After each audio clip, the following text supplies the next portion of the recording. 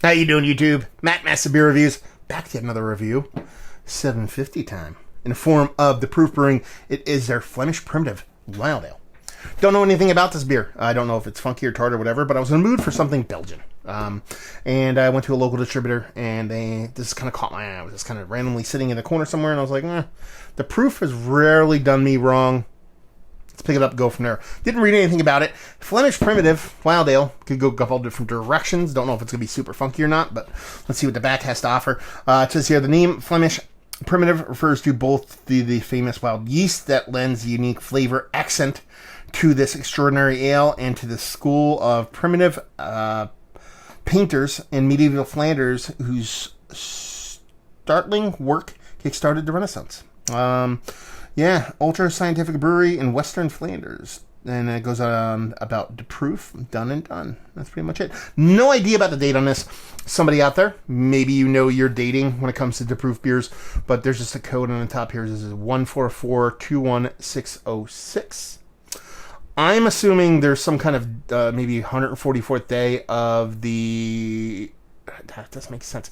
I'm sure there's some kind of date code in there. I can't wrangle it up. I'll have to look online, see if I can find any kind of date on this thing. But that's it. And I love the labeling. I mean, it's a Belgian beer. Those are the beers that really kind of tickle me pink when it comes to kind of labeling and all that stuff. So anyway, let's dive into this sucker.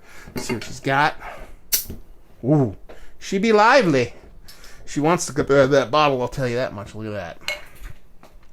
She's not gushing. Let me make that perfectly clear. It's not like an infection kind of gushing thing. It's just a properly alive, naturally carbonated beer. That's how it works. You know, a lot of people out there nowadays are into the hazies of the world, and this is it is a hazy. It's it's kind of how they do it, old school. So you had actually a decent creaminess of this beer, but it's kind of descended into a very, very rocky kind of head to it, almost 2 fingers worth. And what left behind is a very soft, yellowish kind of saison-looking haze to it. So she definitely looks the part of a saison/wild ale. She can go a bunch of different directions. Erections? I just said erections. Directions, nose-wise, but she looks the part so far. But she also looks like a bunch of different other beers. Spilling everything everywhere, man. Getting my little twirls there out of sync. Not really doing it right. Anyway, look at that. I'm going to get a nose on that sucker? I don't know. I'm going to snort a lot of foam on this one.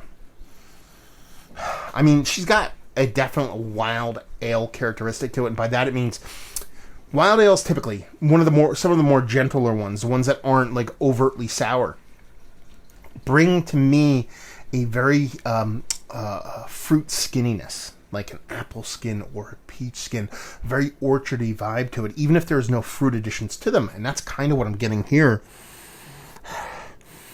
Very vibrant, fleshy kind of peach apple skinniness to it. And it's not like an apple in a negative kind of off flavor way. It's just this rich, vibrant kind of real funk. Just rich, sweet, orchardy funk. Oh man, now that I actually get my nose in there, wow, that smells beautiful. There's a nice, rich caramel to it too. It's kind of weird. You don't really get it until you get your nose in there, but there's this nice kind of soft, it's not like a candied caramel. It's almost like a savory version of a caramel. Like if you're going to make like a real kind of, you mix a caramel with like a fruited dessert, but don't confectionize it. Don't like make it overly sweet and a ton of sugar or anything like that. Kind of do it kind of, natural, nothing too crazy. And that's what I'm getting in here.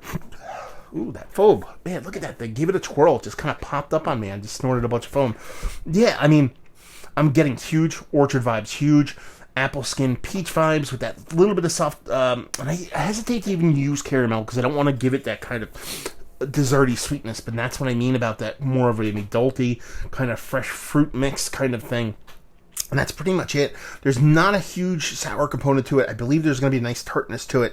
But I believe, because I can't really get my nose in there, I believe there's going to be a nice big spice component. It almost smells like there's a big, huge coriander kind of white pepper thing going on, but kind of on the edges because I can't really get in there. But I got to drink it. Cheers.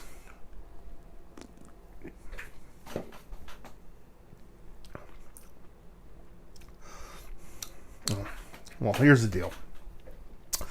This is one of the most dangerous beers in the history of mankind. I did not read the ABV. This is 9%. This is not drink like a 9% beer. God damn. That is fucking dangerous. And she almost follows through in the taste almost exactly. That soft caramel thing. I said rich, kind of soft, not overly sweet kind of caramel. It's kind of there. It's definitely there. That's what happens when you snort foam. It's definitely there. But it's not as prominent as you would think based off of the nose. Now, I get it most in the aftertaste after you actually take a sip. You don't drink it for a bit. You get that soft kind of, nice, soft kind of caramel floating around. That's pretty cool.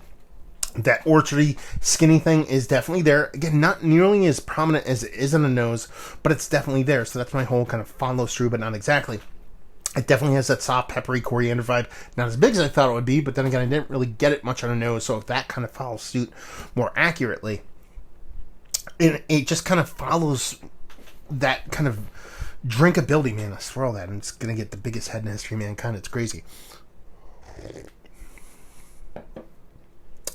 It just has this really, it's overly carbonated, but I kind of like it like that. It has this kind of liveliness to it. Man, this is tasty stuff. This is, oddly enough, this is kind of like a beer I typically complain about because I want this beer to be 4%. It drinks like 4%, but it's 9%. But something about it kind of tickles me pink. So that's where this one comes in that kind of danger that I was talking about earlier. And then I will probably sip on this all night and not realize how big this beer is and then get a little bit too tipsy. Is that a bad thing? I don't think so. Every now and then a little bit too tipsy is all right for me. But yeah, I dig it. Look at that. It's still coming out of the bottle. Look at that. I have not touched this. I just moved it so you guys can see the top of this. But you see it's going to start coming out soon. I'll just let it go. Add a little effect to it. Yeah, let's see how I talk about those slow pours. Let's see if we can actually get her how high. Let's see how high we can actually get her to go. Oh, I think she's crumbling on top of herself now. When you go to Suarez or you go to all those places that are making like Pilsner and stuff like that, they all try to do the super slow pour thing. This is what they're mimicking basically. Letting that kind of carbonation kind of flow on its own. You generate a little bit and then what you do is you kind of let it crumble on top of itself and it creates that kind of beautiful pillowy top. Anyway. Let it go do its own thing. It's going to fall off. Oh, buddy. It's kind of sad there for a second. Anyway, back to the beer. Whispering sweet nothings to a random beer. Anyway, drink's way smaller than it appears. Has this nice kind of soft caramel thing in combination with that orchardy skin thing that I dig so much. And it drinks quite a bit smaller than its actual 9%. It's just a fun beer. Is it one of the better? Let's just get to that. Because I pretty much said everything that's in there. It's not I don't think it's overly complicated.